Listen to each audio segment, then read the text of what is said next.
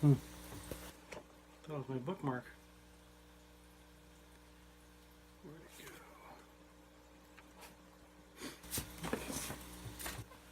go? If at some point I need to talk about repentance, and I probably should have done it before, but I'm kind of glad I haven't, because I kind of have a, I don't know if I'm torn between two ideas, but I'm saying this publicly, so that'll make sure that I get off my butt, do the research I need to do, because we need to talk about repentance before too long.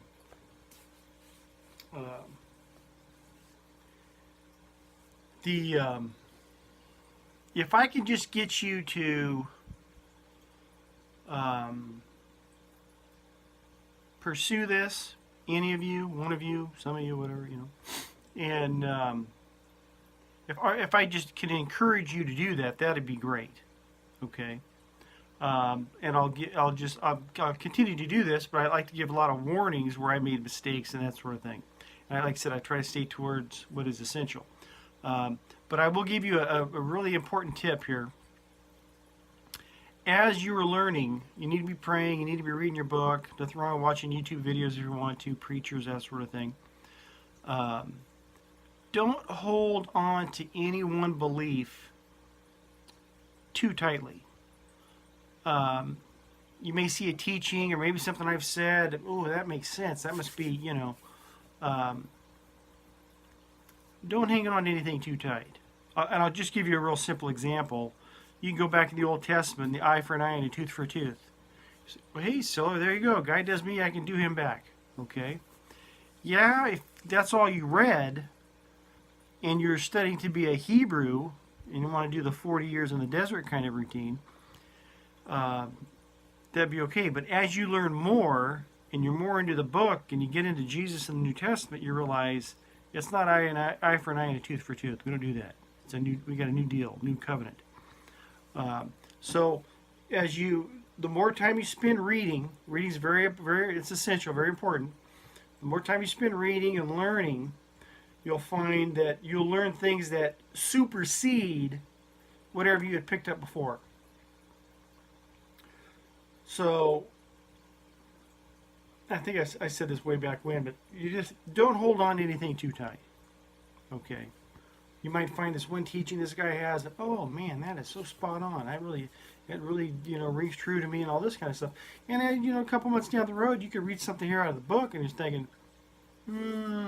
I got to rethink that. So always be open. You got to be kind of malleable with this. Don't be too hardcore on any one thing.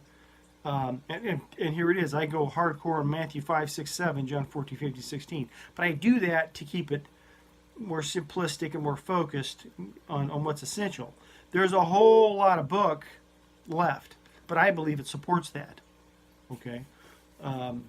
But just a good warning, a good piece of advice. Don't hang on to anything with a death grip, because God will rip it out of your hands. There's something else I'm talking about. Anyhow, I'm going to read. There's Paul wrote a letter to the Colossians, and instead of trying, it's really a short letter, but I think what I'm going to do is I'm just going to pluck these couple of verses out of here that kind of support what we've talked about anyway. And this is, like I said before, I go Matthew 5, 6, 7, John 14, 15, 16. But here it is. I'm in Colossians, just like I was in 1 Peter or Corinthians, things I think that support what I've talked about up to this point.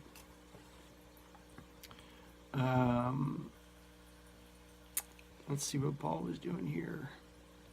He's always writing these people, kind of either chastising them a little bit or thanking them or encouraging them. Most of the time it's always encouragement. And Paul never chewed on these people where it wasn't deserved. I mean, he's trying to save their lives here. Tough love. And so from the day we heard, we have not ceased to pray for you, asking that you may be filled with the knowledge of his will and in all spiritual wisdom and understanding. This is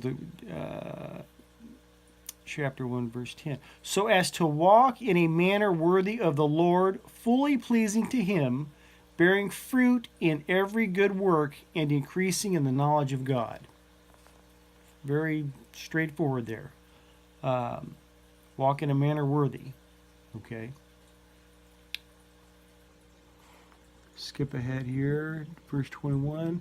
And you who once were alienated and hostile in mind, doing evil deeds, he is now reconciled in his body of flesh by his death, in order to in order to present you holy and blameless and above reproach before him. And that sounds pretty good. In order to present you holy and blameless and above reproach before him. Now we finish the sentence here. If indeed you continue in the faith. All right? In order to present you holy and blameless. If you continue in the faith.